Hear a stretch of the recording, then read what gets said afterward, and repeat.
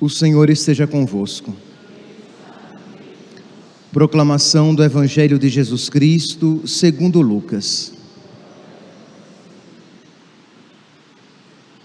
Naquele tempo, o tetrarca Herodes ouviu falar de tudo o que estava acontecendo e ficou perplexo, porque alguns diziam que João Batista tinha ressuscitado dos mortos.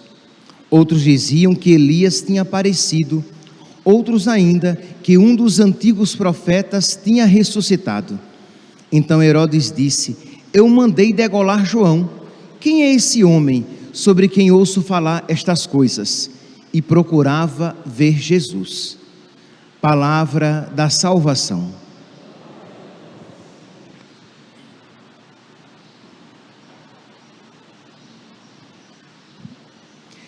Caríssimos irmãos e irmãs, a primeira leitura de hoje nos dá ocasião de nós refletirmos a respeito de um dado fundamental da nossa fé. Primeira leitura retirada do livro do Eclesiastes. Quando nós começamos a ouvir, percebemos que é um livro, de imediato, um livro pesado. É uma leitura pesada, desanimadora, porque o autor começa dizendo: vaidade das vaidades, diz o Eclesiastes. Vaidade das vaidades, tudo é vaidade. Vaidade aqui, né? Compreendamos aquilo que não tem consistência, né? É aquilo que é passageiro, aquilo que não permanece. Então é este o sentido aqui da palavra vaidade. Então o Eclesiastes olha para tudo, olha para si, olha para os outros e olha para as coisas e diz: tudo é vaidade, tudo vai acabar, tudo é passageiro, nada tem consistência, tudo é vão. Pois bem, por que é que o Eclesiastes diz isso? E lembrando, os cristãos não dizemos isso, pelo menos não com este sentido. Por que é que o Eclesiastes diz isso? Porque, meus santos, nós estamos aqui num contexto, num período quando o livro do Eclesiastes foi escrito, a fé na ressurreição ainda não existia. Isto é, o povo de Deus não cria na ressurreição. O povo de Deus não tinha esperança na ressurreição. O povo de Deus não cria numa retribuição póstuma. O povo de Deus acreditava, sim, isso aqui é verdade, a fé na subsistência da alma, isto é, a fé na imortalidade da alma, sempre esteve presente em Israel. Então, os israelitas sempre acreditaram que depois da morte, o corpo era sepultado, ele se desfazia, mas algo do homem persistia, não é? Os Refaim, mostra a Sagrada Escritura. Mas, na mentalidade de então, os Refaim, isto é, aquilo que nós hoje chamamos de alma, os Refaim eram levados para o Sheol, para a mansão dos mortos, que era tida como um dormitório comum. Isto é, para o Sheol iam todos, bons e maus, justos e injustos, santos e ímpios. Ora, com esta mentalidade então, que para o Sheol vamos todos, que para uma morada comum vamos todos, então, é verdade, vaidade das vaidades, tudo é vaidade, porque no fim das contas vamos todos morrer e vamos todos dormir. Daí vem a ideia de dormir no pó da terra, que tem alguns protestantes. Vamos todos dormir e dormir para sempre. Então, daí vem a crise tão presente, tão claramente representada no livro de Jó. Jó, ele começa a ver que esta vida é injusta. Por quê? Porque qual era a mentalidade de então? Ora, Deus recompensa nesta vida as coisas boas que nós fazemos, e Deus castiga nesta vida as coisas más que nós fazemos. Lembremos-nos, esta era a mentalidade de então, não é a nossa. Nós cristãos, nós católicos, nós não cremos que necessariamente Deus castigue nesta vida os males e Deus abençoe nesta vida as coisas boas. Mas na mentalidade de então, da época, em que eles não criam, em que eles não tinham fé na ressurreição, nós só temos o aqui e agora, para ser recompensado ou para ser castigado. Então, nós estamos aqui a primeira leitura no livro do Eclesiastes, né? O mesmo livro do Eclesiastes, no capítulo 9, no versículo 2, ele vai dizer: um mesmo destino para todos, uma sorte idêntica para o justo e para o ímpio, para aquele que é bom como para aquele que é impuro, para aquele que oferece sacrifício como para o que dele se abstém.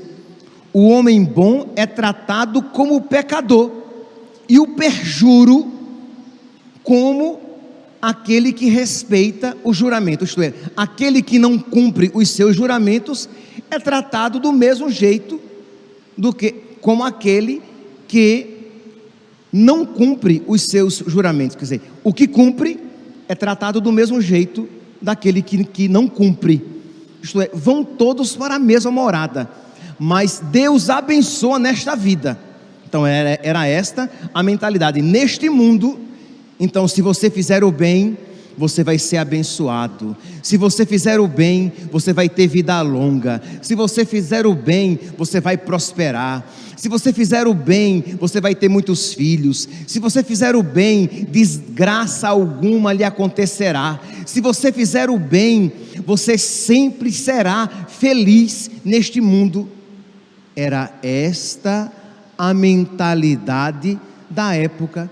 Só que os judeus começam a perceber que não era bem assim, que existiam pessoas boas que sofriam e existiam pessoas más que prosperavam, que existiam pessoas boas a quem desgraças aconteciam, e existiam pessoas más a quem coisas boas, muita felicidade lhe visitava. Então, esta é a crise presente no livro de Jó. Jó diz: eu não cometi pecado nenhum, e eu perdi os meus rebanhos, eu perdi os meus filhos, e eu perdi a minha saúde. Aí vem aqueles amigos dele, né? Vem os amigos visitá-lo e dizer: olhe, você cometeu algum pecado, porque os amigos estão representando aquela mentalidade antiga. Olhe, você cometeu algum pecado, porque se você está sofrendo, é porque algum pecado você fez. E Jó diz: não, eu não cometi nenhum pecado, e eu não sei por que é que eu estou sofrendo. Então é esta crise que está presente, né, na Sagrada Escritura, em Israel, que não tinha ainda a fé na ressurreição, não cria ainda numa retribuição póstuma, numa retribuição pós-vida, numa retribuição no além, numa retribuição no céu. Pois bem, então, repito, qual era a mentalidade da época? Todos iam para o Sheol, todos iam para o dormitório comum, todos tinham o mesmo fim. Pouco a pouco, então, Deus vai pedagogicamente revelando a verdade. Deus vai pouco a pouco conduzindo Israel a um conhecimento mais profundo daquilo que Deus queria que o seu povo conhecesse. Então a gente vai ver pouco a pouco na Sagrada Escritura que é verdade que todos vão para o Sheol, mas existe um Sheol mais profundo para os maus e um Sheol mais superficial para os bons. Depois, é verdade que os maus vão para o Sheol, mas os bons são acolhidos no seio de Abraão. Já muda aqui a concepção. Para o Sheol vão os maus, mas para o seio de Abraão, para uma realidade de alguma felicidade, vão os justos. Depois entra lá em 2 Macabeus, lá em sabedoria, já entra a fé. Deus revela a fé na ressurreição. Então, os bons serão ressuscitados. E no Novo Testamento, nós já vemos claramente que é verdade, que todos ressuscitaremos, os bons e os maus. Quem comete pecado vai ressuscitar. Quem faz coisas boas vai ressuscitar. O homem morre, seja o justo ou o injusto, e existe nele algo que não morre, a alma. Ela continua existindo, e ali acontece o juízo particular. Aquele que está preparado para a salvação pode até ir para o purgatório para se preparar, para ter a última purificação e entrar no céu, mas está preparado para ir para o céu. O que vai para o inferno, vai para o inferno, ambos com a sua alma, tanto o que vai para o inferno, como o que vai para o céu. Então Santa Rita está no céu com a sua alma. Padre Pio, São Padre Pio, a quem nós amanhã celebraremos, está no céu com a sua alma. São José, nosso pai São José, está no céu com a sua alma. E as almas perdidas, danadas, condenadas, estão no inferno com as suas almas. Na ressurreição final, todos receberão os seus corpos, os que estão no inferno, para sofrer nos seus corpos aquilo que eles já sofrem nas suas almas, e os que estão no céu, para gozar, para fruir nos seus corpos o que eles já fruem, o que eles já experimentam nas suas almas. Então esta é a fé cristã, é a fé católica. Esta é a nossa fé. A única criatura que está no céu em corpo e alma, a única pessoa humana que está no céu em corpo e alma é a Virgem Maria, né? Porque é claro, Jesus não é pessoa humana, Jesus é pessoa divina. É claro que Jesus está em corpo e alma, mas eu estou me referindo aqui à pessoa humana. Então a Virgem Maria é a única, e isso está muito bem presente na Sagrada Escritura, no Evangelho de São João, no capítulo 5, no versículo 28, Evangelho de São João, capítulo 5, versículo 28, porque vem a hora em que todos os que se acham nos sepulcros, os corpos, sairão deles ao som da trombeta. Os que praticaram o bem irão para a ressurreição da vida, e aqueles que praticaram o mal ressuscitarão para a condenação. Então, está presente aqui. Eu falei em linhas rápidas, esta fé na retribuição póstuma, que nós não podemos nos esquecer, meus irmãos. Nós não podemos retroceder, nós não podemos ter uma fé estranha à fé cristã. Isto é, porque há muitos católicos que têm uma fé judaica, uma fé antiga, não uma fé cristã. Fica esperando neste mundo a retribuição. Então, quando lhe advém, quando lhe sobrevém, quando lhe acontecem sofrimentos, começa a dizer: parece que Deus se esqueceu de mim, parece que Deus me abandonou.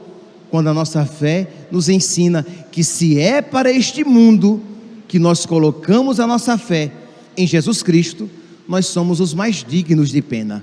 Não é assim que diz a Escritura? Não é para este mundo.